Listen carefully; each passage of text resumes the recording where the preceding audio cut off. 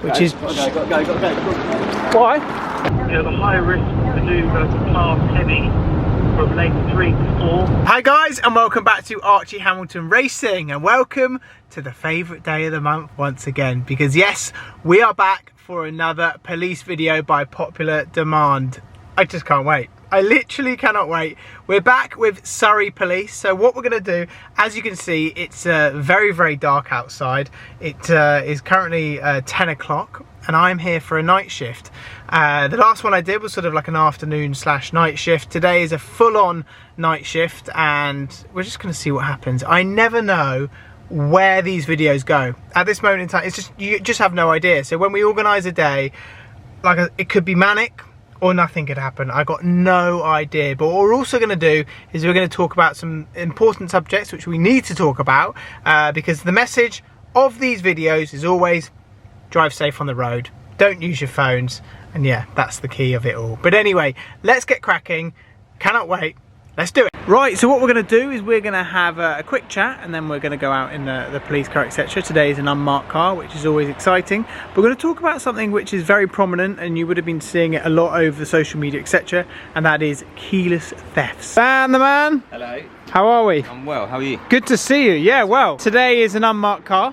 Today is an unmarked car, yeah. So today we have started to sort of do a little bit of an operation today in relation to some keyless thefts. As you mentioned already, we are getting targeted quite a lot in our area for a lot of keyless vehicle theft. So it's happening more and more in Surrey? More and more frequently in Surrey. We're getting a lot of them in certain areas. So we're starting to sort of build a bit of a picture about what's going on and trying to target them as best we can. So today's one of those days. So, and loads of different things are getting nicked left, front and centre. Yeah, a lot of cars, obviously now, I'd say probably from about 2016 onwards, most cars have got keyless. Yeah. So, like most cars that you will have had a keyless entry system, which is, for those people that don't know it, where you can just walk up to your car and get in without having to physically unlock the car. Yeah.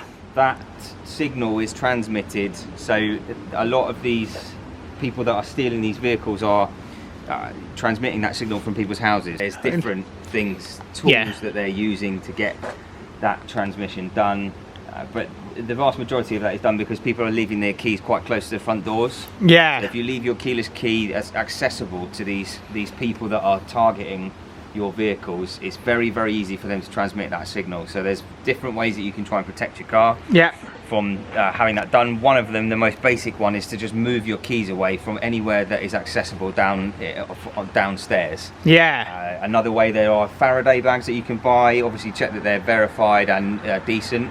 Yeah. There are different places you can buy them from online, but do check that they actually work before you actually... Yeah, that's true. Make sure it works. Take for granted, obviously, you're buying it online, but you need to check and make sure that it actually works. Put it in the pouch, go up to your car, see whether or not it allows you to gain access, and if it doesn't, then you're on to a winner. And like I say, all of these things are, it's just more and more out there, isn't it? And you guys are having serious problems with it. I think police forces all over the country are. And we see videos online all the time on social media.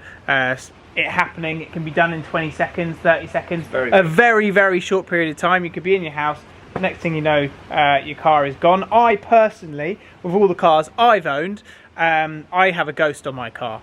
It's very sort of simple to do. I think it costs about £300–400, but it just means that when someone jumps in your car, can't drive off, basically. So what we're trying to encourage is, first of all, keep your keys away from the front door. Yeah, those are the really basic stuff. Like Ghost is a great way of doing it. There's loads of other options. Ghost is one manufacturer, but a tracker, move your keys away from the front of your house. It's quite simple. I know. Find a different location to put them, or if you are going to need to put them down somewhere close to the front of your house, use a Faraday bag, like I said. And if you think the only option is to just put a steering lock on there, you need to do more than that.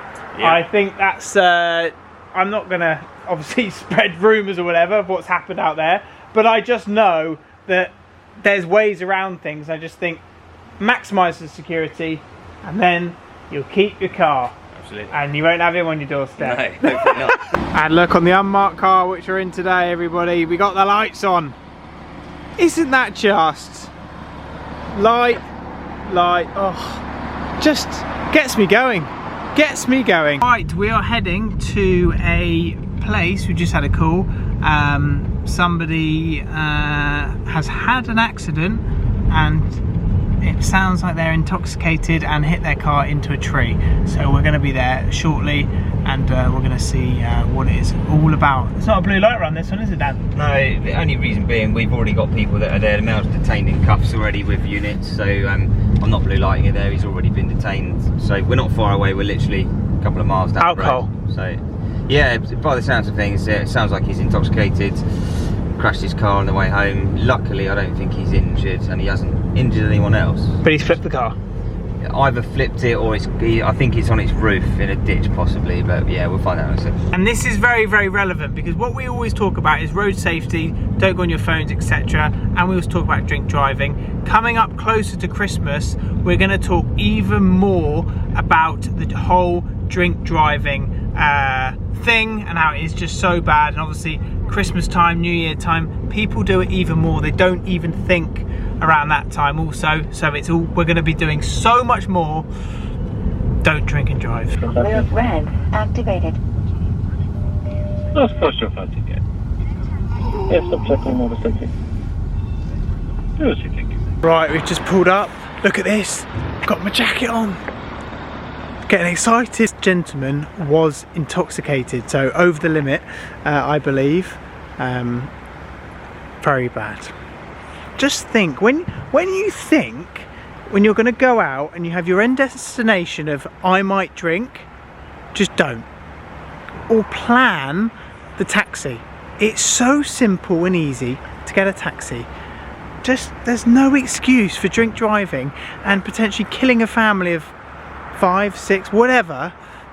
It's just, it drives me mad. So the traffic light has been wiped out, as you can see. I think something's happened here, and then that has led to the next situation. So this chap has, as you can see, somehow managed to flip his car over after crashing into the traffic light. Well, this traffic light just here. Yeah, he has got out and legged it, but I think the dog units managed to track him just a little bit further over there, and we've got hold of him, which is a good thing. This is all happening over there. The dog, he was hiding. Yeah. And the dog unit managed to find it. Yeah. And, well, what happens now, I think the question is. So he's been arrested. The car's got no insurance, so he's not insured to drive. Oh, really? Yeah, he's not insured to drive it in the first place. There's a load of Class A drugs that have been found in the car, and he, I think, is all over the limit for, or he's going to be over the limit for drug driving, so that will account for how he's managed to. And a reminder for people that don't know, drug driving has a similar offence to drink driving. Yeah, exactly the same penalty, same disqualification period. So, yeah, exactly the same as drink driving. Obviously, a bit different. People think that if you have some cannabis, it's out of your system fairly quickly, but that's not the case. It stays in your system for a long time.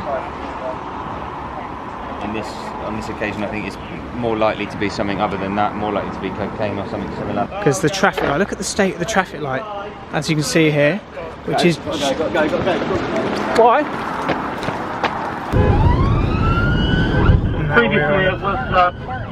Now we're on a pursuit. Just got a believed call. could possibly have been intoxicated We're or on. distracted within the vehicle. Have authorities please issue? Yeah, I'm asking the question.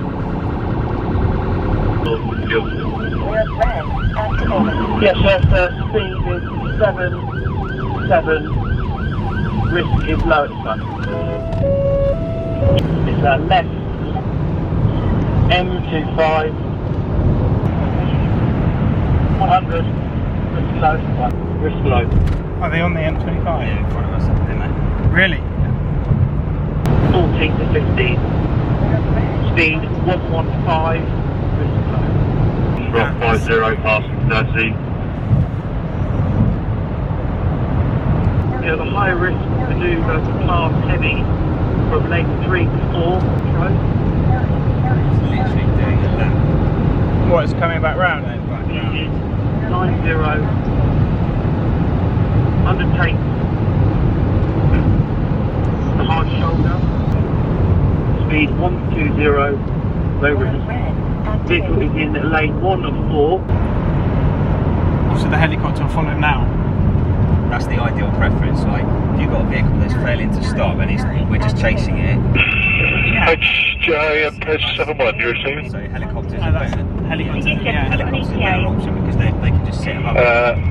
I'll wait till that until we get airborne. We haven't even lifted yet. We're just about to. What's the current location? Yes, 2/3 marker for junction 11. They are miles ahead. Direction junction 12, the M3. The helicopter will catch him faster, right? Yeah, look at this here. Yeah, we're probably 25 minutes or so from there. We'll give you a better idea in time. They have now come off the motorway, so we're catching up, but not too far away. It's crashed.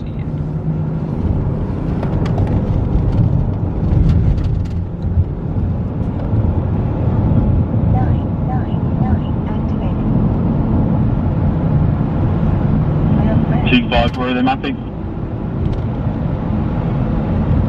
Walton Road, okay. Say Walton Road. Yes. 121 to coast. Activated. Rear of red. Confirm no one outstanding. No one outstanding. Right, and we are now at the scene.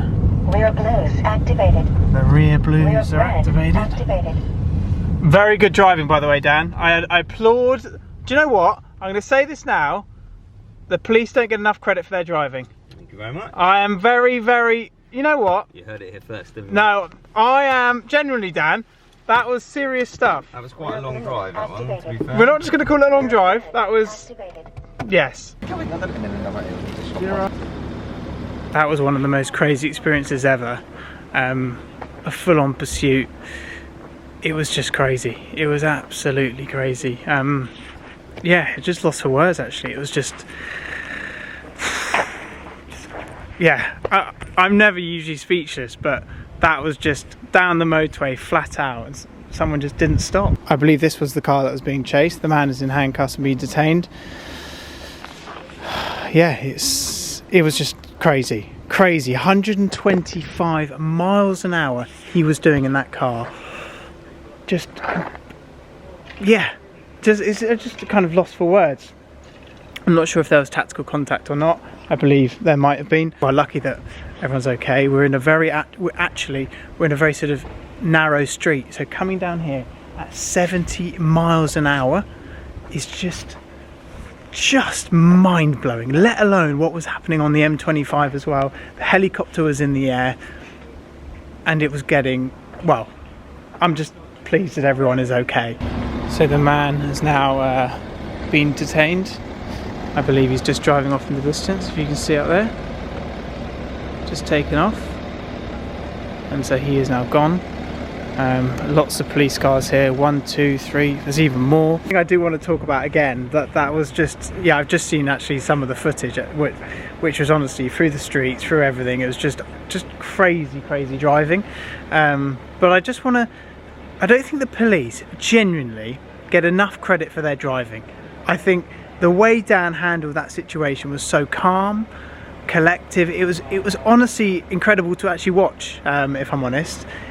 We were flat out down the motorway. It must have been 130 miles an hour. He was so focused, calm and composed. So that's what I wanted to say. And all the other gentlemen in their police cars, the way they talked to each other, the way they spoke to the helicopter, the way that car today got caught, it's about 2:30 in the morning now, was just truly insane. I think they genuinely don't get enough credit for the way they drive. Yeah, I thought I would say that, and keeping us all safe and just drive safe on the road. What I've just witnessed today is it's completely blown my mind. When I sat in that police car when we were chasing, I was just like, I cannot believe what is happening. And I know I had the experience before when the Stinger, you know, in the other video, but this I think was even more crazier than that in terms of what I've experienced, because it was just this car would not stop. It would not stop. 125 miles an hour, lane to lane to lane, through narrow roads. It wouldn't stop.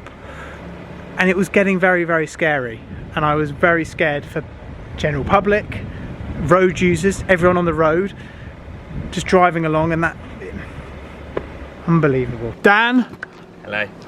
Wow. Tell us the end verdict. So this vehicle's been involved in quite a high-speed pursuit for quite a long duration. It's involved quite a lot of us.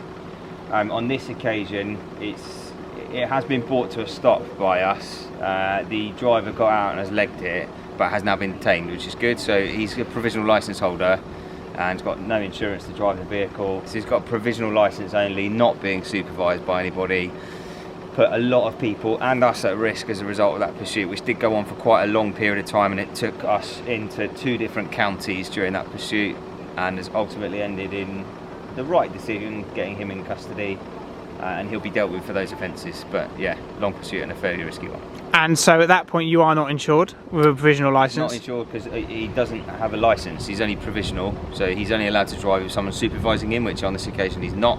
He's been driving at speeds of about 130 mile an hour on the motorway with nobody next to him, so he doesn't even have a licence to drive, which shows you the amount that people go to try and get away from us, which is ridiculous. Yeah, it's I mean, how long did that go on for? Good half an hour, maybe? Half an hour, yeah. Long, and you long were time at those speeds. You're risking your life. Yep. The other policemen are risking their life, and yeah, it's just obviously a lot of training and stuff goes into what we do for driving. Yes. So it's the risk assessment is there, and we're all good drivers. We go for a lot of training to do what we do, but ultimately we don't want to have to chase people. It's not something we enjoy doing, but if somebody doesn't stop for us and there's a reason why they're doing that, then obviously they need to be dealt with, and we do that in the safest possible way. that is the end of that. We're going to end the video there, Dan. Nice one, mate. So we'll be back. Like I say, an insane evening. Yeah. Not one we planned, obviously, No. but we're going to be back for more, and like we're going to do more on the keyless theft, and also Keyless theft, done some Christmas drink drive campaign stuff, do some more videos around that, risks and dangers of drink driving around Christmas time. all to come very, very soon. So I hope you liked it. Make sure you check out Surrey Police down below, and if I've not annoyed them too much, I'll be back. You certainly will be, I'm sure.